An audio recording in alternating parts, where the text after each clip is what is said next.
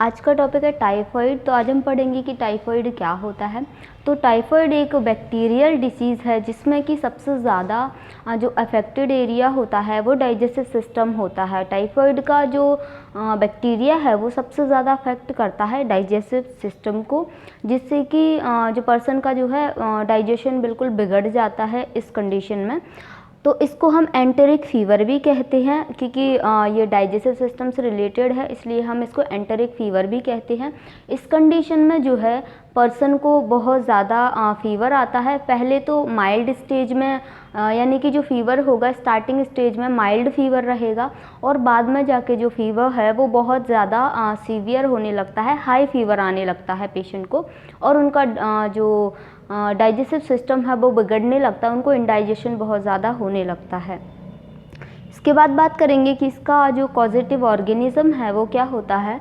तो टाइफाइड का जो कॉजेटिव ऑर्गेनिज़म है वो है साल्मोनेला टाइफाई। तो साल्मोनेला टाइफाई के से जो है ये टाइफाइड डिसीज़ कंडीशन जो है कॉज होती है। इसके बाद बात करेंगे कि इसके मोड ऑफ ट्रांसमिशन क्या क्या होते हैं। तो टाइफाइड जो ट्रांसमिट होता है वो एक तो कंटामिनेशन की वजह से जो है टाइफाइड ट्रांसमिट होता है, अनहाइजीनिक कंडीशंस की वजह से टाइफाइड ट्रांसमिट होता है। इसके अलावा जो है टाइफाइड के होने के जो कॉजेज़ हैं उसमें जैसे कि कोई भी पर्सन है वो हैंड वॉशिंग नहीं करते हैं, खाना खाते हैं, या फिर उनका जो फूड है वो कंटामिनेटेड है, कंटामिनेटेड वाटर एंड कंटामिनेटेड उनका जो भी फूड है वो ठीक से पका हुआ नहीं है या फिर वॉश किया हुआ नहीं है अच्छे से। तो इन सारी कंटामिनेशन की वजह से जो है जो टाइफाइड डिसीज़ है वो कॉज होती है। इसके अलावा फ्लाइज़ हैं, जो सैंड फ्लाइज़ हैं, सैंड फ्लाइज़ भी टाइफाइड कॉज कर सकती हैं ट्रांसमिशन से। तो इन सारी चीज़ों की वजह से unhygienic conditions, flies, sand flies हो गया, एंड जो हाथ वगैरह ना धोने की वजह से जो टाइफाइड की डिसीज़ कंडीशन है वो कॉज होती है। इसके अलावा बात करेंगे इसका क्या क्या इंक्यूबेशन रहता है। तो इंक्यूबेशन पीरियड जो है टाइफाइड का वो है 10 to 20 डेज़। 10 to 20 डेज़ में जो है टाइफाइड का बैक्टीरिया बॉडी के अंदर एंटर करता है, और उसके बाद जो है 4 सिम्टम दिखाना स्टार्ट कर देता है, उसको हम कहते हैं इंक्यूबेशन पीरियड। इसके बाद सिम्टम्स के बारे में बात करेंगे। तो टाइफाइड के जो सिम्टम्स हैं उनमें सबसे पहले तो पेशेंट को माइल्ड फीवर रहता है, वीकनेस, फटीग रहती है पेशेंट को, और उनकी हार्ट रेट जो है, पल्स रेट जो है वो ज़्यादा रहती है, टैकीकार्डिया की कंडीशन पेशेंट में देखी जाती है। इसके अलावा जो सेकेंड स्टेज है, सेकेंड स्टेज में पेशेंट को बहुत ज़्यादा हाई फीवर आने स्टार्ट हो जाता है। हाई फीवर के साथ साथ उसको नोज़िया, वॉमिटिंग, इंडाइजेशन रहना स्टार्ट हो जाता है, और इसके अलावा पेशेंट को हेडेक रहता है, बहुत ज़्यादा वीकनेस फील होती है पेशेंट को, और जो है इनके जो सिम्टम्स हैं इसके अलावा पेशेंट में डायरिया की कंडीशन या फिर कॉन्स्टिपेशन की कंडीशन भी देखी जाती है बिकॉज ऑफ इंडाइजेशन। इसके अलावा पेशेंट में बहुत ज़्यादा चिड़चिड़ापन, इरिटेशन जैसा रहता है, उनको लेथार्जिक जो है पेशेंट फील करते हैं। तो ये सारे सिम्टम्स हैं जो टाइफाइड में शो होते हैं पेशेंट के अंदर। इसके अलावा बात करेंगे इसके जो डायग्नोसिस है, क्या क्या डायग्नोसिस कर सकते हैं हम टाइफाइड के लिए। तो फर्स्ट है हिस्ट्री टेकिंग लेंगे, पेशेंट की हिस्ट्री देखेंगे। इसके अलावा फिज़िकल एग्जामिनेशन करेंगे जिसमें कि उसको जो भी इंडाइजेशन हो रहा है और उसकी अपीयरेंस जो है वो वीक हो रही है, या फिर उसके जितने भी सिम्टम्स हैं, इन सारी चीज़ों को हम फिज़िकल एग्जामिनेशन में असेस कर सकते हैं। इसके अलावा उनका वाइटल साइन चेक कर सकते हैं, और इसके अलावा बात करेंगे कि सीबीसी कर सकते हैं पेशेंट का। सीबीसी में जो है जब ब्लड टेस्ट करेंगे तो उसमें जो डब्ल्यूबीसी का काउंट है वो राइज होगा, और जो प्लेटलेट का काउंट है वो डाउन जो है रहता है टाइफाइड की कंडीशन में। इसके अलावा टाइफाइड के लिए विडाल टेस्ट भी कर सकते हैं। विडाल टेस्ट पर्टिकुलरली जो है टाइफाइड के लिए किया जाता है। इसके अलावा ब्लड कल्चर कर सकते हैं साल्मोनेला टाइफाई की प्रेजेंस को देखने के लिए, और इन सब के अलावा जो है स्टूल कल्चर भी कर सकते हैं जिससे कि बैक्टीरियल प्रेजेंट को देखा जा सके।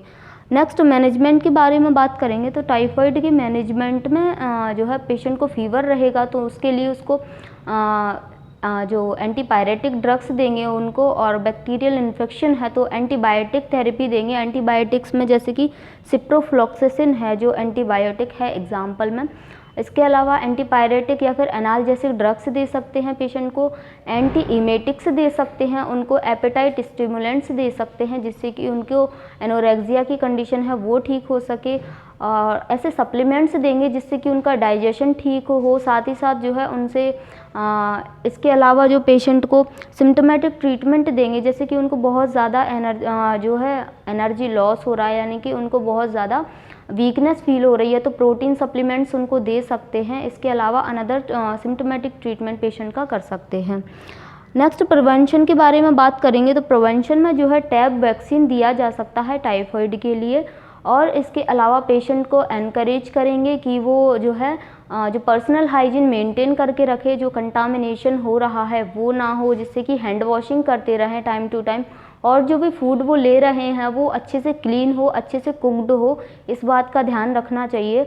और उनको एनकरेज करेंगे कि वो प्लेंटी ऑफ वाटर लें, यानी कि फ्लूइड एंड इलेक्ट्रोलाइट अच्छे से लें। उनको डाइट देंगे, इलेक्ट्रोलाइट थेरेपी देंगे जिससे कि डिहाइड्रेशन ना हो, और रिच जो है कार्बोहाइड्रेट की डाइट देंगे, उनको कैलोरिक डाइट देंगे रिच। इसके अलावा रिच फ्लूइड्स देंगे पेशेंट को, फ्रूट्स वेजिटेबल्स जो है रिच अमाउंट में देंगे जिससे कि उनकी डिसीज़ कंडीशन जल्दी से रिकवर हो सके और उनको जो वीकनेस फील हो रही है वो ना हो। इसके अलावा बात करेंगे नर्सिंग मैनेजमेंट के बारे में, तो नर्सिंग मैनेजमेंट में जो है पेशेंट का time to time vital sign check करते रहेंगे, जिसमें कि फीवर, पल्स, ये सारी चीज़ें, बीपी वगैरह चेक करते रहेंगे। इसके अलावा पेशेंट को फैमिली मेम्बर्स को एनकरेज करेंगे कि वो सैनिटेशन जो है आसपास का सैनिटेशन मेंटेन करके रखें, और जो फ्लाइज़ हैं उनसे फूड को बचा के रखें जिससे कि जो कंटामिनेशन है वो ना हो।